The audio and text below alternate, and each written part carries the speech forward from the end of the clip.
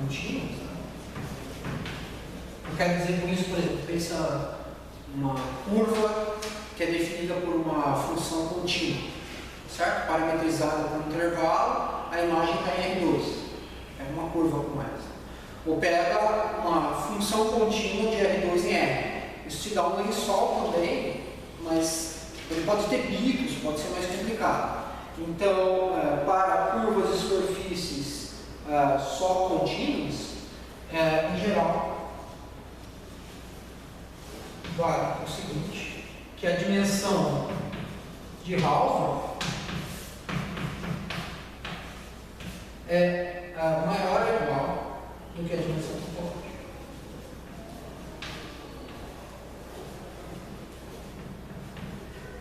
A gente diz que uma curva, por exemplo, é um fractal se a dimensão dela é estritamente, a dimensão de Hausdorff é estritamente maior do que a dimensão topológica, certo? Então, se a dimensão de Hausdorff de ômega for maior do que a dimensão topológica,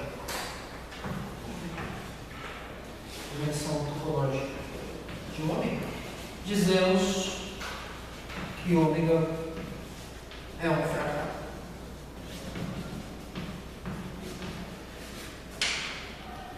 Então, muitas coisas na natureza são fractais. Né? Se você olhar para a costa de uma ilha, sei lá, pega as Ilhas Britânicas e ver a fronteira das Ilhas Britânicas. Isso é uma curva extremamente complicada e, portanto, a dimensão topológica é 1, mas a dimensão de Hausdorff é maior do que 1. A dimensão topológica é maior. A curva de Koch, como a gente vai ver, é outro exemplo. A dimensão topológica é 1, a dimensão fractal é maior. Dúvidas? Ainda não te disse como é que calcula. Não estou enrolando à toa. Verificar uma coisa. Então, primeiro, vamos ter um caso simples. Tá? Vamos ter um caso que a gente pode fazer todas as contas, bem, praticamente todas as contas. Tá? Vamos pegar um segmento em R2. Vamos pegar um segmento em R2 e vamos ver como eu vejo que a dimensão de Hausdorff de um segmento é igual à sua dimensão topológica, que é 1, certo? Então, deixa eu ver, vou começar fazendo assim. Vamos pegar um segmento. Bem, que tipo de cobertura ele está em R2? Ele vive em R2 ou em R3?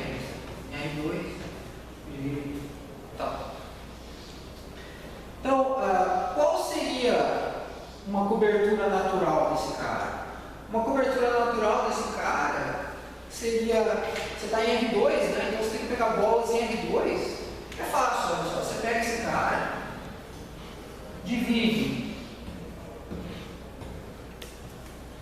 em intervalos de comprimento 1 sobre n, tá certo? E pega bolas cujo diâmetro é 1 sobre o diâmetro é exatamente esse segmento. Aqui.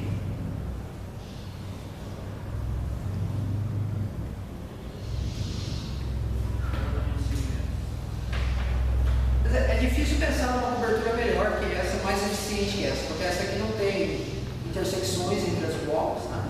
Todas elas têm o mesmo tamanho, 1 sobre n, e elas não se auto-intersectam, tá certo? Não tem nenhuma sobreposição, então ela parece uma cobertura boa, né? No sentido que ela tende, eu teria que demonstrar isso, mas ela tende a minimizar esse número aqui com delta igual a 1 sobre n. O delta igual a 1 sobre n, o delta igual a 1 sobre 2n, né? Essas bolas aqui parecem boas, elas parecem minimizar esse número aqui. Então, como é que eu calculo então aquele número? Então, aqui eu tenho quantas bolas? Eu tenho de raio 1 sobre 2 elevado a n. Então vamos calcular aquele número, de novo, eu não estou sendo rigoroso, mas vamos calcular aquele número com aquela soma ali, para qualquer D com essa cobertura, que tende a ser a melhor cobertura. Parece evidente que é a melhor cobertura. Então, se eu calcular esse número, né? Se eu pegar essas bolas, aqui eu tenho N bolas, e calcular esse número aqui, eu vou usar esse raio, então eu vou ficar com o quê? Eu vou ficar com a soma. Bem, eu tenho todos esses raios são iguais, tem tamanho 1 sobre 2 elevado a n, eu elevo a d e eu multiplico por n, que é o número de bolas. Certo? Então, olha só, daqui eu tiro n, 2 elevado a d, n, que vai dar 1 sobre n, d menos 1, 2 elevado a d. Então você nota o seguinte, que o comportamento disso, você quer saber o que acontece quando o delta vai para infinito. Vou pegar o delta aqui igual a 1 sobre 2i, certo? Esse é o meu delta. Então, o que eu quero saber é o que acontece com isso. O limite, quando o delta vai para zero, ou seja, quando ele vai para infinito, do tamanho dessas bolas. Bem, isso aqui é o limite de 1 sobre n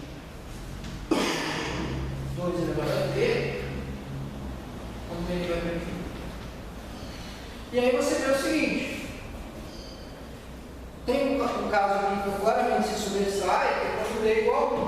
Quando d é igual a 1, isso é simplesmente 1 sobre 2 elevado a d. Quando d é maior do que 1, o que vai acontecer com isso? Quando d é maior do que 1, quando a dimensão d é maior do que a dimensão topológica, isso aqui está indo para zero. E quando d é menor do que 1, tá? Aí você tem que isso aqui vai dar negativo, e claramente isso aqui vai para mais 1. De novo, isso não é exato, porque eu não estou fazendo todas as contas. Por que eu não estou fazendo todas as contas? Porque eu teria que considerar todas as possíveis coberturas, tá certo? O que é difícil, obviamente, considerar todas as possíveis coberturas, né? A única parte que é exata é essa parte aqui, ó, porque isso aqui está dizendo que ND desse intervalo é zero nesse caso. Por quê? Porque aquilo ali é o ínfimo. Então, se eu acho uma cobertura onde isso aqui está indo para zero, então eu provo que a medida de dimensão maior é zero. Então, essa parte aqui foi exata, basta achar um exemplo de cobertura, né? Mas essa parte aqui não foi exata, por quê? Porque pode ser que essa cobertura seja ruim. A gente claramente vê que ela não é ruim, mas talvez essa cobertura fosse ruim, no sentido que essa sequência de coberturas dá infinito, mas pode ser que tivesse uma outra que desse finito. Então, você teria que verificar. Ok. Então, daqui você vê claramente que o comportamento varia exatamente em d igual a 1, e, portanto, a dimensão de Hausdorff desse cara, é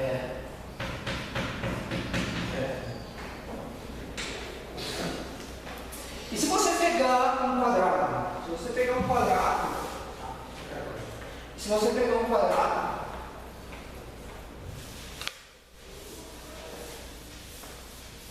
de novo você vê o mesmo fenômeno, né?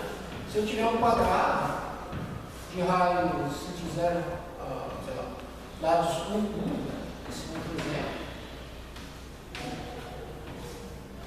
é natural você fazer o seguinte: você separa esse quadrado em n ao quadrado, quadrados de tamanho de lados 1 sobre n. Então você pode pegar isso e dividir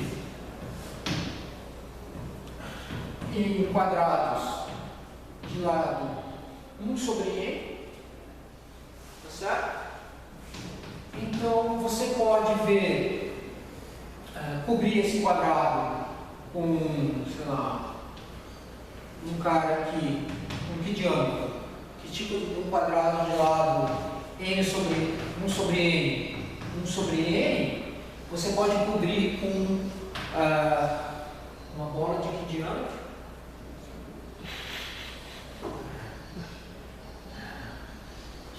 Qual é o diâmetro disso? É raiz quadrada de 2n ao quadrado, não é isso? Então vai ser raiz de 2 sobre n, é isso? Esse é o diâmetro. Então você vai pegar uma bola cujo diâmetro é exatamente o diâmetro do quadrado e escrever essa bola nesse cara. Então você vai no RI, onde o RI é tipo 1 sobre raiz de 2 n, sabe? Esse é o raio. Tá? De novo, não é muito importante que sejam bolas naquela definição. Se você trocar bolas para cobertura de qualquer outros conjuntos e trocar o raio pelo diâmetro, vai dar certo também. Dá a mesma dica. Então, pega esse raio aqui. Então você nota o seguinte: se eu calcular esse número, um n de 1 até, de 1 até n, desses raios aqui, né, elevado a d, isso claramente vai dar o quê? Só que agora a conta muda, né? Porque o número de bolas que eu preciso ali, que eu precisava ter era n, aqui eu preciso de n ao quadrado bolas. Então vai dar n ao quadrado bolas, cada uma com esse diâmetro aqui. Tá certo? Então vai ficar. Tá certo? Com esse diâmetro aqui, então vai ficar isso elevado a d. Tá bom?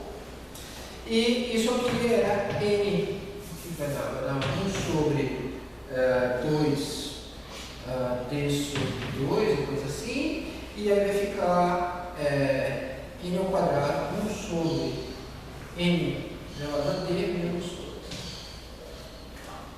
E de novo o comportamento é o mesmo com o limite. Né? O limite disso é similar com o comportamento anterior. Isso depende do d quando ele vai para infinito. Quando ele vai para infinito, isso aqui vai dar 1 sobre 2 elevado a d sobre 2, se o d for a dimensão topológica, que é 2. Vai dar 0 se o d for maior do que 2 e vai dar mais infinito se o d for menor do que 2. Certo? Então, de novo, a dimensão de Hauser vai ser do quadrado. Vai ser. Certo? Agora vamos pegar a curva de Koch. Vamos ver o que acontece na curva de Koch.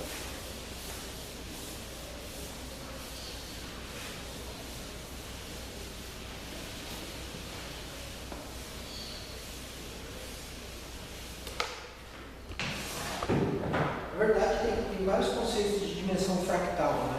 A dimensão de Hausdorff é um deles, mas tem uma outra coisa chamada box dimension. Box dimension é basicamente o que eu estou fazendo. Você tem o seu objeto, você reticula o R2 em quadradinhos de tamanhos iguais, conta o número de quadradinhos e multiplica por o diâmetro do quadradinho elevado a d e vê o que acontece quando ele vai para infinito. Certo? Isso basicamente é o que a gente chama de box dimension. E aí você vê o d onde esse limite muda de comportamento. Né? Então, essa é a box dimension. E em sistemas dinâmicos, em vários exemplos de contextos em sistemas dinâmicos, a box dimension e a Hausdorff dimension é conhecida. Certo? Então, embora em geral não seja verdade. Mas para esses objetos simples e objetos dinamicamente definidos, como é o exemplo da curva de Koch, que pode ser dinamicamente definida, elas coincidem. Então, a curva de Koch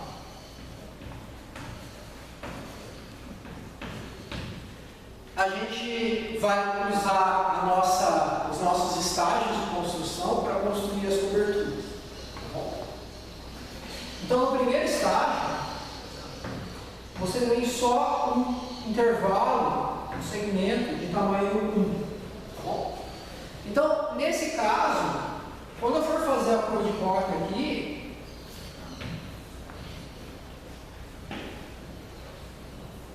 eu acho que eu não preciso convencer vocês que uma bola aqui com esse diâmetro, desculpa, aqui não tem, uma bola com esse diâmetro vai cobrir toda a cor de coque no estágio final, tá certo? Então, essa é a primeira boa aproximação. Eu pego uma bola de raio. Eu vou por diâmetro, né? Como disse, tanto faz. No segundo estágio, você tira o primeiro terço e você fica assim. Cada um dos segmentos tem tamanho 1/3. Cada um desses segmentos eu posso cobrir por uma bola de diâmetro 1/3. Então eu posso cobrir esse cara com uma bola de diâmetro 1/3, essa aqui e essa aqui. Então, nessa cobertura mais fina, eu tenho 4 bolas de diâmetro 1/3. E aí eu vou repetindo o processo. Vou fazer mais um, tá? Só para vocês verem a regra. Eu divido esse cara. Esse segmento é trocado por 4 segmentos, tá certo? Esse segmento é trocado por 4 segmentos de tamanho 1 mono. Esse aqui também. Cada um desses intervalos tem tamanho 1 mono, tá certo? Um mono. E vai ficando assim. Então, no final, aqui eu tenho quantas bolas eu preciso. Aqui eu tenho 4 intervalos, aqui eu tenho 16 intervalos, tá certo? Então eu vou precisar de 16 bolas de diâmetro. E no enésimo estágio, eu vou precisar de quantas bolas? Eu vou precisar de 4. Bem, esse é o estágio 1, esse é o estágio 2, esse é o estágio 3, tá certo? Então eu vou precisar de 4 elevado a n menos 1 bolas de diâmetro dado por 1 sobre 3 elevado a n menos 1, não é isso? Então, essa cobertura parece ser razoavelmente otimal, tá certo? Parece uma cobertura boa, não tem muitas intersecções entre as bolas, tá certo? Então, a gente tem que pensar que isso vai me tirar a dimensão correta se eu avaliar no final. Então, como é que eu faço agora?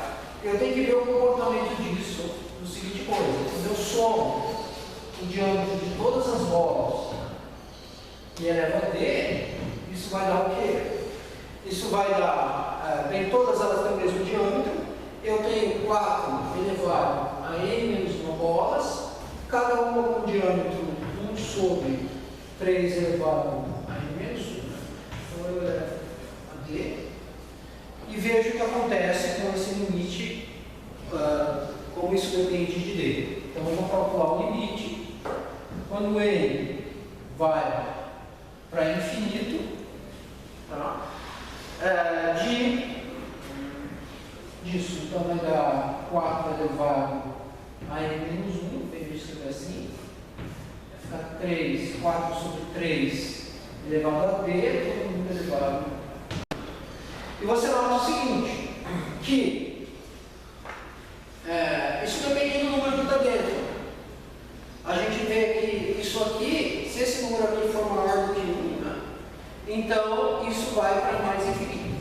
Então, se 4 sobre 3D for maior do que 1, isso vai para infinito. Isso converge para 1, se é 1, exatamente isso, 4 sobre 3D é exatamente igual a 1, e isso vai para 0 se 4 sobre 3D for menor do que 1. Então você vê claramente que o comportamento muda quando o D satisfaz essa igualdade aqui. É exatamente essa dimensão. A dimensão da curva de Koch é exatamente dada pelo D que satisfaz essa equação aqui. Bom, então, vamos calcular então aqui, né?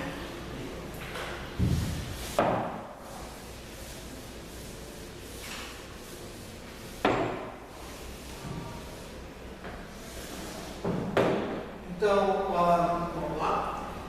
Quando 4 sobre 3D é igual, bem, isso é 4 é igual a 3D, aí eu aplico o logaritmo, vai dar log de 4 é igual a D log de 3, portanto D tem que ser igual a log de 4 sobre log de 3. Tá certo? Bem, isso aqui certamente é maior do que 1, tá? Isso é certamente maior do que 1.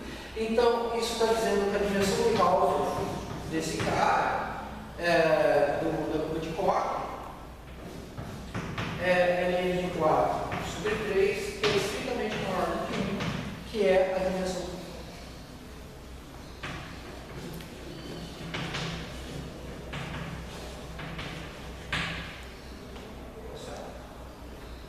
Está aí um exemplo de uma curva com dimensão topológica, portanto, dimensão topológica 1, mas com dimensão de Hausdorff estritamente menor do que 1. Esse é um exemplo particular, bem, os outros também que eu falei, mas esse é um exemplo complicado que dá para realmente formalizar tudo que eu fiz e provar que realmente essa é a dimensão de Hausdorff.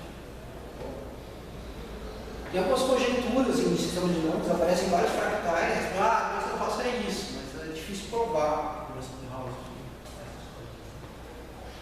No caso recente de movimento browniano, a pessoa tem um movimento browniano, você sabe o que é um movimento browniano?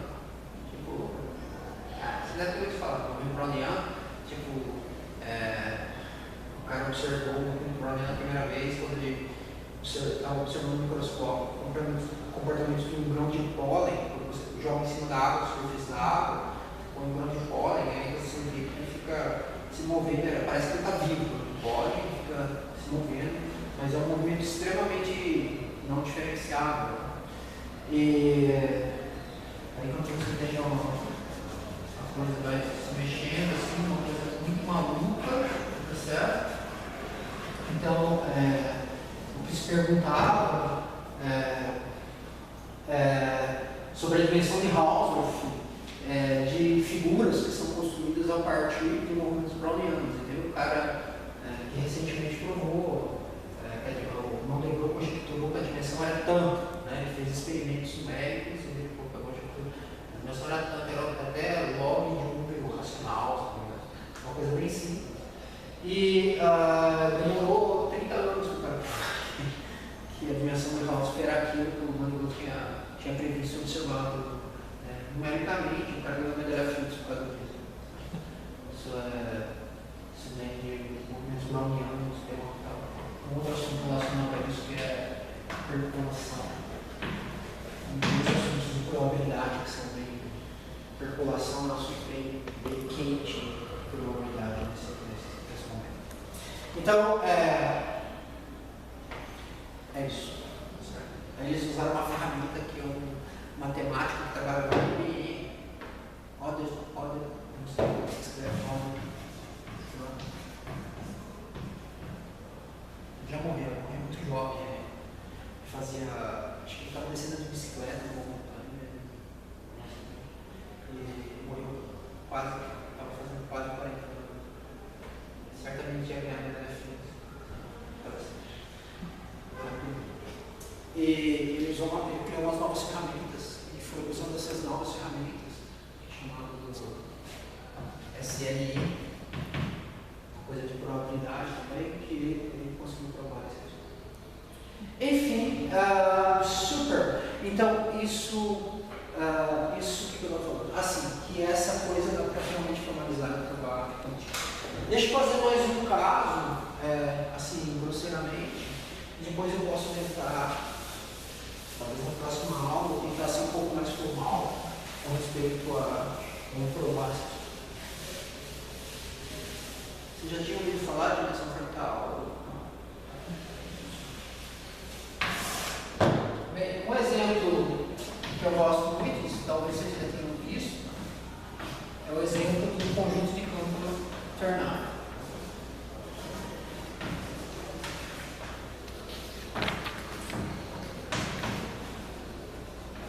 E ele vai ser a motivação para fazer a coisa mais formal a próxima aula. Então, o conjunto de campo ternário, você deve ter visto no curso de topologia, talvez. E, de novo, eu não vou te dizer como é o conjunto. Posso até te dizer como é o conjunto, mas eu vou dizer os estágios, como você constrói ele, aquele estágio. Tá? Então, você começa no intervalo 0,1. Tá? Você começa no intervalo 0,1. E aí você divide ele em 3 pedaços iguais. E você apaga o intervalo. Isso é o primeiro terço, o último terço. Aí no terceiro estágio, você pega esse cara, divide em 3 pedaços iguais e tira do meio. Então ficou com esse intervalo. Você ficou com 4 intervalos. Então aqui você tem um intervalo de tamanho. Aqui você tem 2 intervalos de tamanho. Aqui você tem 4 intervalos de tamanho 1 e assim por diante. Então no enésimo estágio, você tem quantos intervalos? Você tem uma porção de intervalos lá, aqui não tem nenhum. Você tem quantos intervalos? Você tem 2 elevado a n-1 intervalos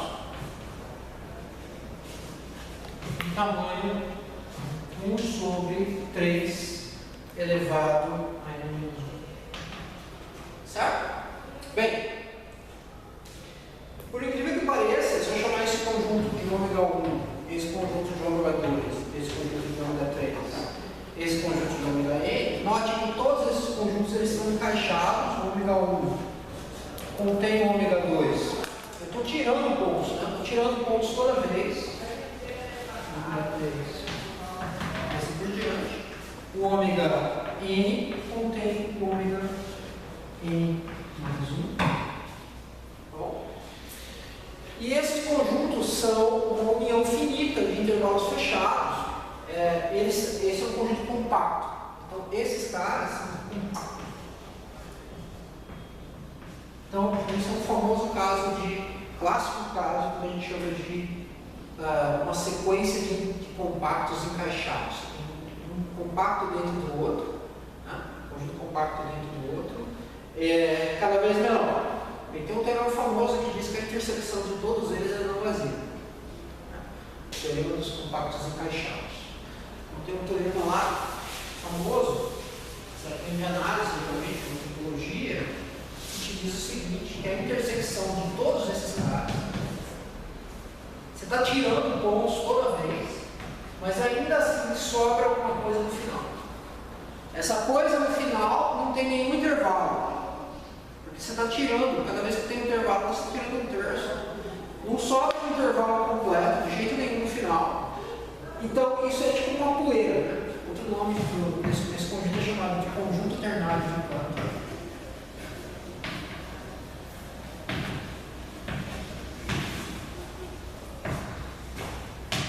Mas, para os íntimos, é a poeira de Plancton.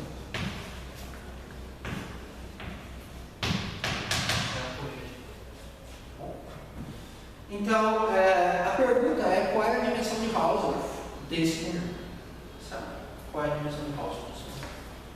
E a gente vai usar o mesmo tipo de esquema para estimar essa dimensão de Hausdorff.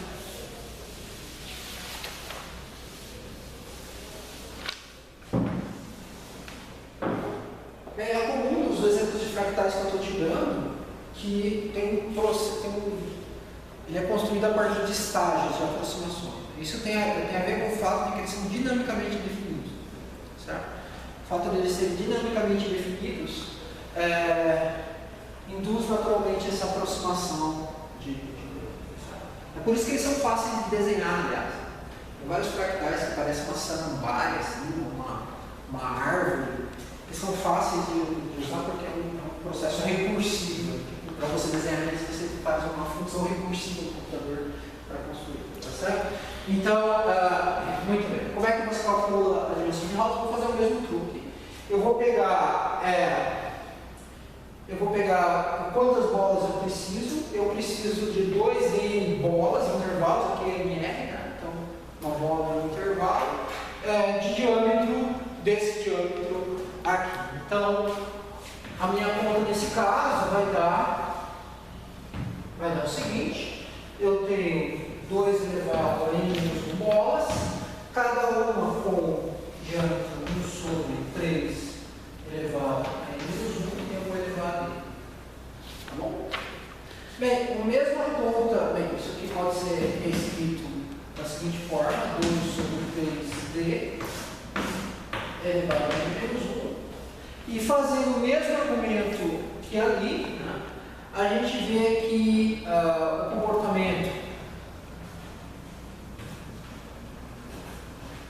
do limite, quando ele vai para infinito, de 2 sobre 3n, 3d, n-1, muda quando o número que está aqui dentro é 1.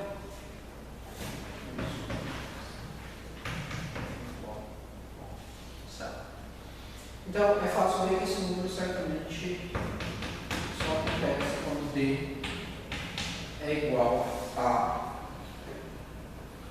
N de 2 sobre N de 3, é isso? N de 2 sobre N de 3. Tá bom? Então, esse número aqui é certamente menor do que 1. Menor do que 1. Certo? E, portanto, a dimensão de Hausdorff desse cara, do conjunto de campo, de 2 sobre 3, é menor do que a dimensão ambiente. Se você, por exemplo, calcular a medida de dimensão 1 de Hausdorff desse cara, o comprimento desse cara dá 0. Uma consequência disso, né, é que não sobra nenhum comprimento lá. Você está tirando todos os intervalos e não sobra nenhum comprimento. Então a medida de Hausdorff desse cara é 0.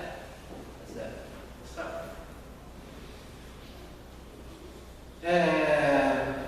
Curiosamente, tem uma forma de mudar essa construção. Você não precisa separar exatamente na metade. Né? Poderia separar de maneira diferente. Você pode pôr um buraco menor, por exemplo. Se você pôr um buraco menor, por exemplo, em vez de cortar em 3 pedaços iguais, corta de tal forma que o buraco no meio tem sempre o tamanho 1/4 do intervalo original. É um bom exercício tentar achar a dimensão de Hausdorff nesse caso. O mesmo esquema funciona, como a gente vai ver. E você vai ver que vai dar uma dimensão de Hausdorff estritamente menor do que 1. Só que você pode mudar esse negócio de forma que sobra comprimento no final. Só que aí você tem que pôr buracos cada vez menores em cada estágio. Então, por exemplo, você pode pegar um buraco de tamanho 1/4 do começo, do tamanho original. Depois, no próximo, você não vai tirar um buraco de tamanho 1/4. Você vai tirar o tamanho 1/16. Depois você você vai tirando buracos cada vez menores. Você pode fazer isso de tal forma que no final sobra uma poleira de Cantor também, mas o comprimento é positivo. Então a dimensão de Hausdorff é 1. Dá para fazer isso. Certo? Você consegue um conjunto que não contém nenhum intervalo, mas o comprimento dele é positivo. É esquisito, mas é possível fazer isso. Tá, então eu tenho os últimos 20 minutos, eu vou fazer a conexão disso. Até agora não entrou os sistemas dinâmicos. Eu vou fazer a conexão dos sistemas dinâmicos usando o conjunto de canto alternado. Então, vamos lá.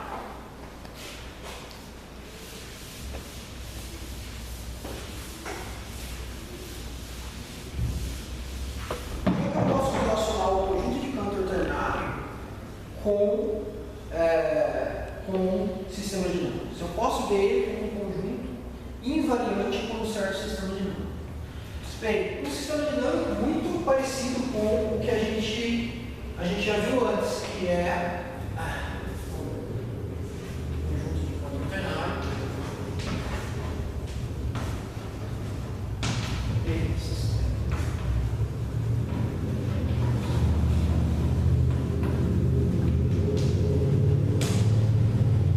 A gente vai ver um sistema dinâmico que é muito parecido com o que a gente viu antes, 3x mod 1. Esse está relacionado com a base 3, certo? Com a base 3. Então, você considera um sistema dinâmico de 0 e 0 e simplesmente pega o x, multiplica por 3 e pega a parte fracionária desse número. Então, se você fizer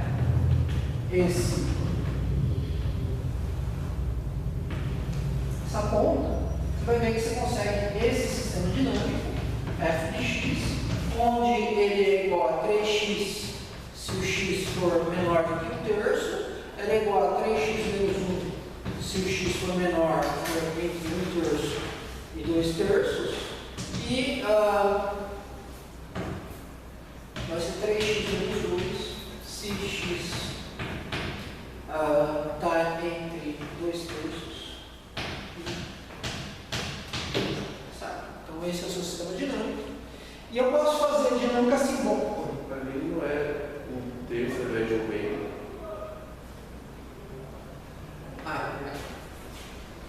Observação. Legal. E, bem, acho que ela está certo. E qual é a relação disso com dinâmica simbólica? A dinâmica simbólica de um cara, aí eu posso falar em dinâmica simbólica, né? Eu tenho um intervalo em 0, um intervalo em 1, um intervalo em 2, e eu posso ver o seguinte, que se eu escrever o x na base 3,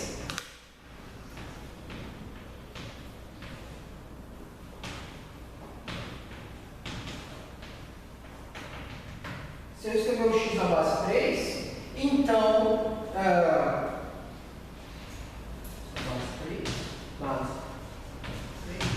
então f de x é simplesmente você passar a vírgula para cá, multiplica por 3, na base 3 é simplesmente passar a vírgula para a direita e esquece o S1.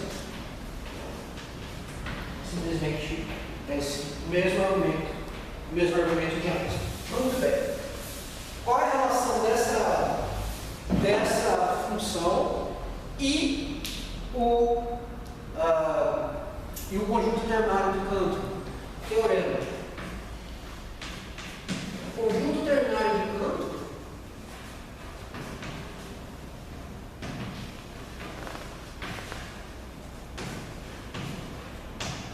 é formado exatamente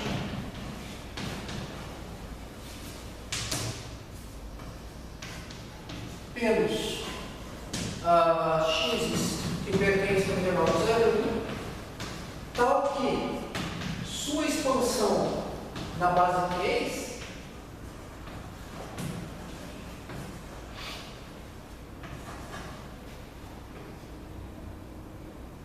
em sua expansão na base 3, o dígito 1 nunca aparece.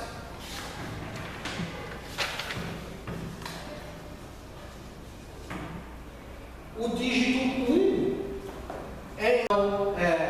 note que o SI ele vai ser igual a 1 se e somente se o IS integrado do x pertence a I. Então, na verdade, o conjunto de Cantor terminais, você pode até esquecer o ramo do meio. Você considera esse sistema dinâmico aqui, ó. Só que isso é o que a gente chama de um sistema dinâmico aberto. Por quê? Porque uma hora você pode cair nesse buraco e você não consegue iterar mais, porque a função não está definida lá. Tá? Então isso é o que a gente chama de um sistema dinâmico aberto.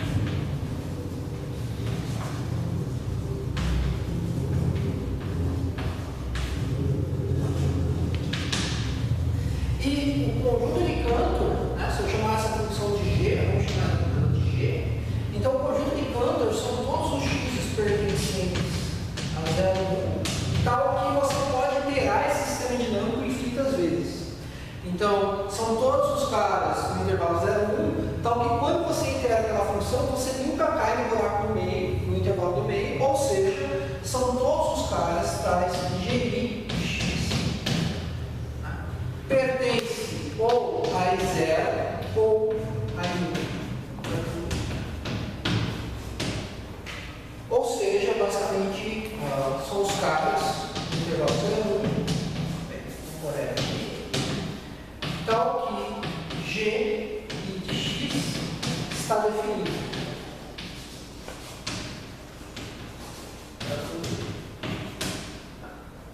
As funções onde você pode iterar realmente essa função infinitas vezes, tá certo? Então, essa é a conexão com os sistemas dinâmicos. A gente vai ver que se eu pegar uma outra função diferente, por exemplo, eu poderia pegar, por exemplo, em vez dessa função, pôr um buraco diferente aqui e pegar aqui, sei lá, algo assim, e aqui talvez outra função, uma inclinação diferente, assim. E eu posso me perguntar quais são os pontos que eu posso iterar infinitas vezes essa função. Isso também vai dar um conjunto de Cantor. Tá? E a pergunta é qual é a dimensão de Hausdorff. Isso vai estar relacionado com as inclinações dos intervalos. E surpreendentemente, você pode fazer a mesma coisa com uma função que não é linear. Então eu posso ter uma função assim, só que digamos que a derivada dela seja maior do que 1 em todos os pontos. Mas ela não precisa ser linear. E aí eu posso pegar todos os pontos que eu posso iterar infinitas vezes dessa função. Isso também te dá uma poeira de Cantor. Quase todo ponto, uma hora cai nesse buraco. Mas tem alguns pontos da poeira de Cantor que nunca cai. Então tem um certo subconjunto bem, uma poeira aqui e uma poeira aqui, que você pode iterar infinitas vezes.